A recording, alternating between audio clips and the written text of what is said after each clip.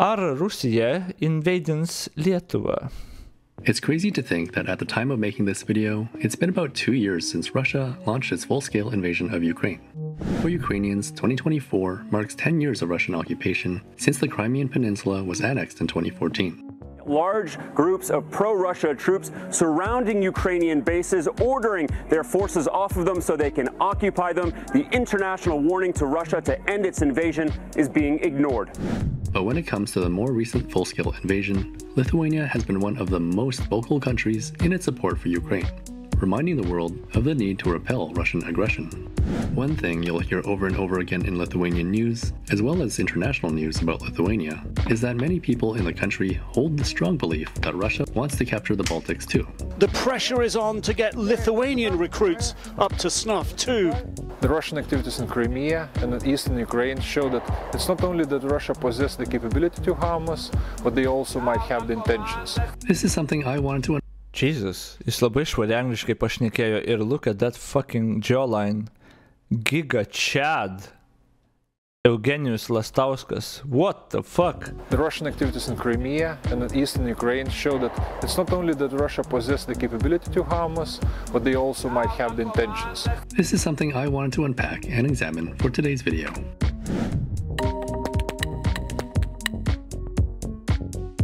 Concerned that their countries could be the next Russian target. That's a product of some of their interactions with Russia recently, but also a product of their history. Lithuania was occupied by the Soviet Union, then briefly by Nazi Germany, and then the Soviet Union again for 5 decades. Yes, most people in Lithuania are convinced that Russia has its eyes on the Baltic nations. I think it's common knowledge by now, but for the 1% of viewers who are unaware, Lithuania, Latvia, and Estonia were all occupied by the Soviet Union, as was Belarus. Each country was considered its own Soviet Socialist Republic, and so Lithuania was the Lithuanian Soviet Socialist Republic, and was essentially one of the constituent republics of the Soviet Union. This was the case between 1944 and 1990. Lithuania regained its independence in 1990 and has since joined many Western institutions, the European Union, the Eurozone, the Schengen Zone, and perhaps most importantly in this discussion, NATO, or the North Atlantic Treaty Organization. I think the fact that Lithuania and the other Baltic countries were once part of the Soviet Union is what causes so many to fear that Russian occupation could happen once again.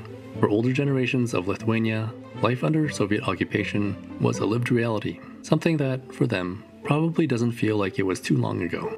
Unfortunately, it only seems to get worse. Reported by LRT in June 2022, there was a draft bill submitted to the Russian State Duma that called for repealing a resolution made by the Soviet Union State Council that recognized Lithuania's independence. The bill was drafted by a member of the United Russia Party who noted that in March 1991, a referendum was held in Russia expressing support in preserving the Soviet Union as a single state. While it doesn't look like that draft bill was adopted, it was enough proof that some people in the Russian government wanted to see Lithuania lose its independence. In all likelihood, that particular piece of news was a political stunt in response to a Lithuanian parliament resolution recognizing Russia's war against Ukraine as genocide and Russia as a terrorist state. The reality of whether or not Russia wants to capture Lithuania and the other Baltic states is likely not binary. Yes or no, black or white.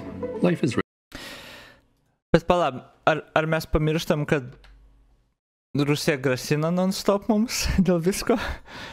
Ten uždedam sankcijas, jums atsirūks, pasisakom kažką, jums atsirūks. Nu, va tame turbūt problema, kad gal nėra tiesiai iš Putino, žinai, nu, bet gana aiškiai iš tų Putino kontroliuojamų iš esmės visokių propagandinių kanalų žinutė labai aiškiai yra jūs sekantis. Gal ne tai, kad jūs sekantis, bet nu visa Europa ten sekantis ir gal nebūtinai įvardyja, bet ir įvardyja. Tai aš nežinau, čia ar mums reikia labai kapstyti, nu, kodėl lietuviai gali bijoti ir galvoti, kad Rusai invadins. Nes buvo okupuoti ir prašai, nu jo, true, teisybė, bet jie dar ir tą sako. Tai gal čia net giliau eiti nereiktų. Rarely like that. There's a good chance that many Russians would be privately against such a move, already seeing the waste of lives and resources in the attempt to capture Ukraine. Of course, there are no doubt many others who want to see the glory of the Soviet Union restored and to see Russia once again a major player on the global stage. One phrase that sums up this idea is nationalist imperialism. Some sources state that Putin never accepted the law. Ir suomiamsgi grasina, visai Europai ten grasina. Bet nieko nepadarė, sakė, jei įstos NATO bus pizda, bet nebuvo, nes jau Suomiai NATO ir nieko negali padaryti. Paskaičiu. Loss of Russian prestige that followed the end of the Cold War. I think this is probably the driving force behind any intentions Russia has for occupying its neighboring countries. Of course, it then uses false justifications to act. With the 2014 annexation of Crimea, Putin insisted that Russia had annexed Crimea to protect ethnic Russians from quote-unquote far-right extremists, who it claimed had overthrown Ukraine's President Yanukovych. In the current invasion that began in 2022, Putin said it was being done to, quote, protect the people that are subjected to abuse and genocide from the Kiev regime, and to, quote, demilitarize and denazify Ukraine. In reality, many would say that both moves were in response to the fact that Ukraine was moving more towards a Western democracy outside of Russia's sphere of influence. Still, we can see that Putin is happy to make up any kind of excuse and false justification in order to invade neighboring countries. My guess is that for Estonia and Latvia, it would be to protect Russian ethnic minorities, while in Lithuania, it would have to do with protecting the Russian exclave of Kaliningrad and ensuring it remains connected to Belarus. Tensions have increased because the country is implementing a ban of goods traveling by rail between mainland Russia and the Russian enclave, Kaliningrad. Russian President Vladimir Putin has recently threatened Latvia with repercussions due to Riga's policies towards its Russian-speaking minority. He said Moscow would adjust relations with Riga in response to its treatment of Russian-speaking minorities. So, in terms of moral justification for an invasion of Lithuania, there's more than enough there to make a case, even if all of it is false or just overblown. So you might be thinking, sure, even if Russia wants to invade Lithuania, Latvia, or Estonia, it must be so worn down by now with its Ukrainian offensive. Yes, that might be the case for now. According to LRT, in Lithuania, German analysts assess that Russia may be ready for war with NATO in 5 to 8 years. The media outlet asked a US general about this, who said that he agrees with the German assessment, but says it could be even shorter. He says that number is based on an analysis of how long it will take Russia to rebuild their destroyed military, retool their defense industry, and catch back up on ammunition. These are things that they would need to fight against NATO. I don't want to put an exact number on it, but you could say it's anywhere between 3 and 8 years, depending on what we do with sanctions. For me, it's... Žinot, žiauriai yra... Čia yra vienas iš tų scenarijų, kur aš labai norėčiau užsiseivinti, žinai, ir pamėginam scenarijų. Davai pamėginam, žinai.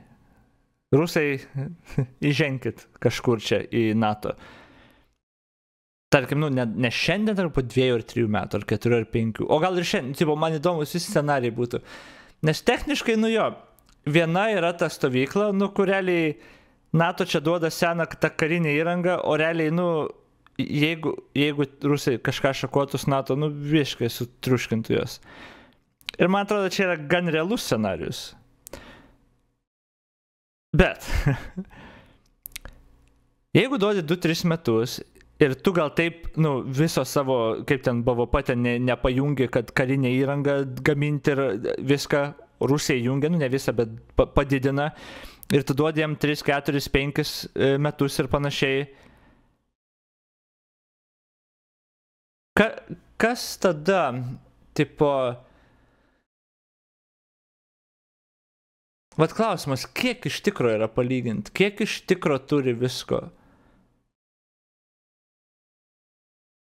Jeigu atstato ir pasistato žiauriai daug, kiek reiktų, kad tu būtum pasiruošęs karui su NATO? Nes žmonių pusės sudėtinga, bet maybe, ten, nežinau, jeigu tau nerūpėtų žmonės visiškai, tarkim.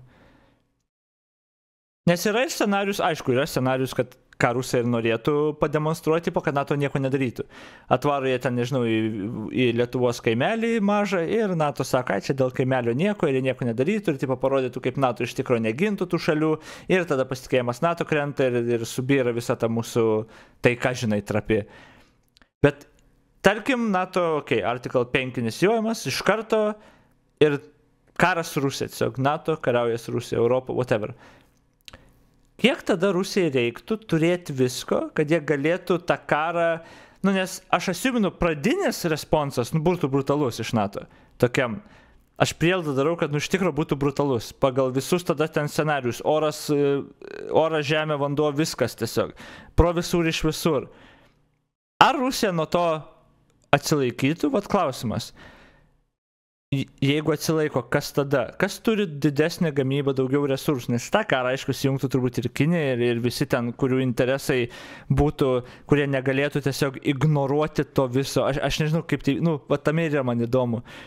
Kiek čia iš tikrųjų būtų dalykų, scenarijai nėra žinomi, tipo, ir man būtų įdomu tie scenarijai. Nes nebūtų, kad tiesiog tik Rusija prieš NATO.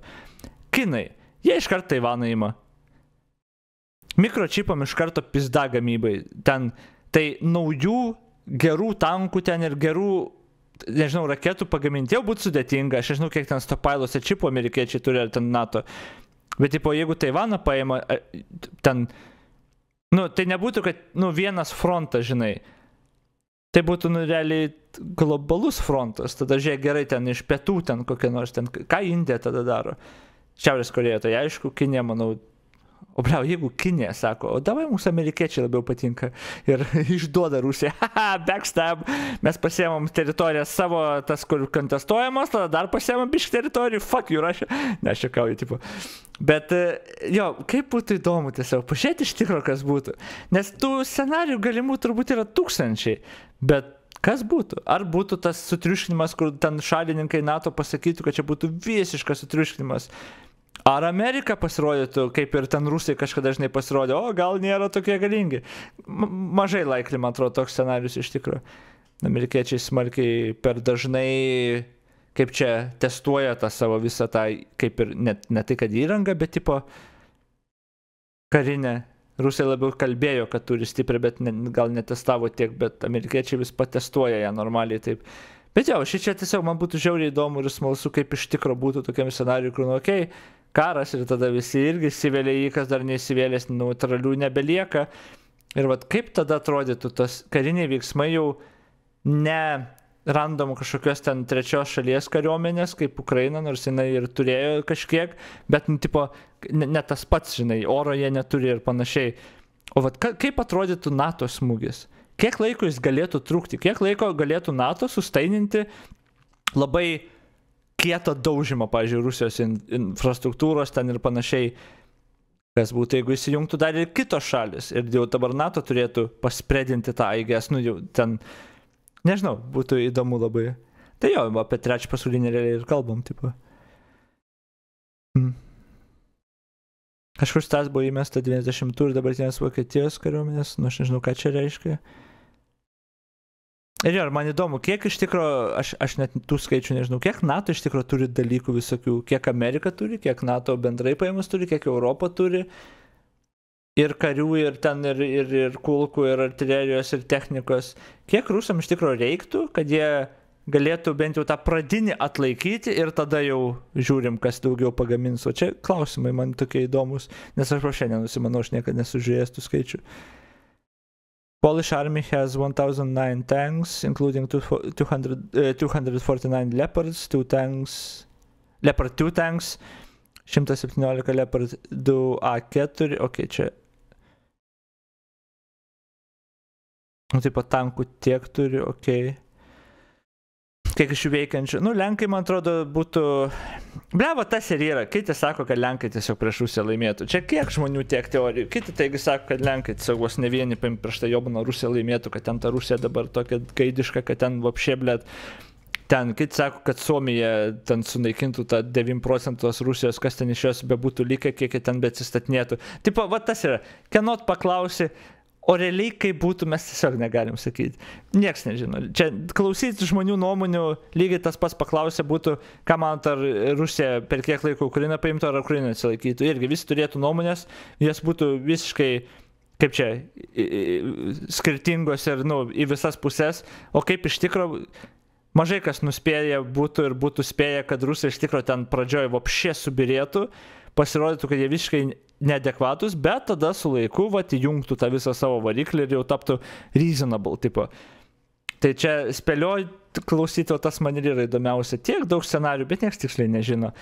Gal ten labai toli kažkur bunkeris yra, kurie daugiau žino, ten kur turi daug intelligence, aš kalbu ten kokie ten, nežinau, CIA, kokie ten officialai ar dar kažkas, arba ten prezidentai jų. Bet jo, blemba. Ir tame esmė, kiek kiek blemba į tos sprendimus įeitų politikos už uždarų visokių durų, kur ten tartusi dėl visokių ten lyderiai tartusi, kaip istorija ten pažiūrint. Kiek prasideda visokių tenai dėrybų, kas ką paims, kas ką kontroliuos, kur kieno įtaka bus, kas kur kokie ekonominiai ryšiai bus ir tos visi susitarimai ir panašiai, kur ten, anksčiau literaliai šalis pasidalindavo, pasikarpydavo. Dabar gal to techniškai nebūtų, nes, čia klausimas, kurios šalis, bet gal kai kurios ir tą darytų, bet techniškai labiau jaučiu dėrėtus ten ekonominiais dalykais, aš kaip asiuminčiau gal, bet aš ir to, čia nieks neaišku, kas čia būtų. Ir jo, aš darau prielaidą tokią, kad atominių nemėtytų, bet greičiausiai, jeigu toks vyktų, greičiausiai neišvengtumėm atominių niekaip.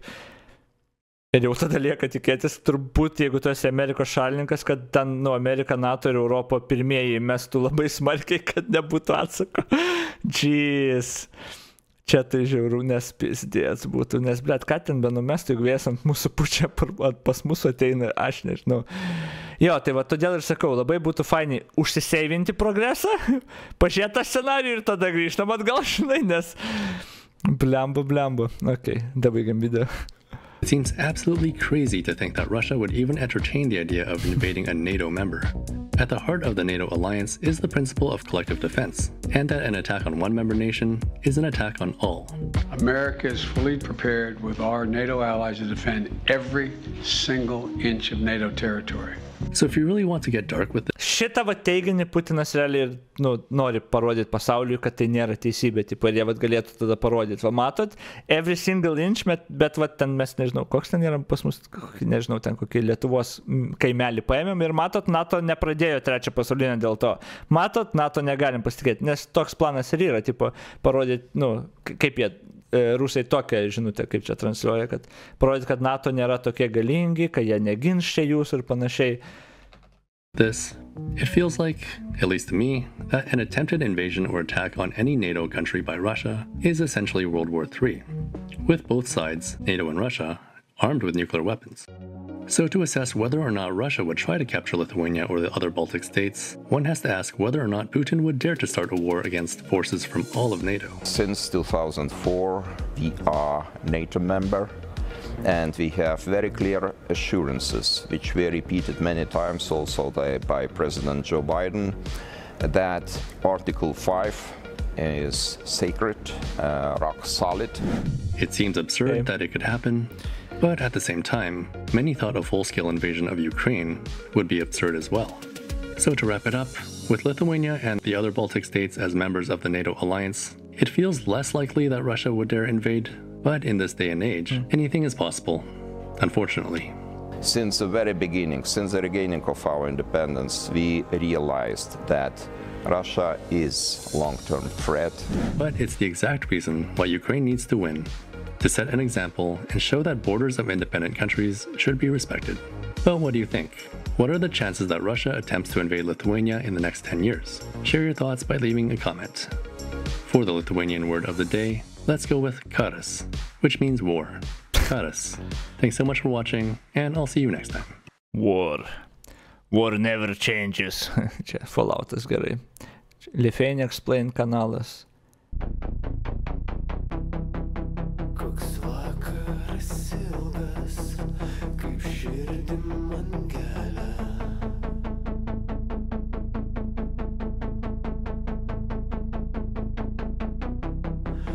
Nuskink man jis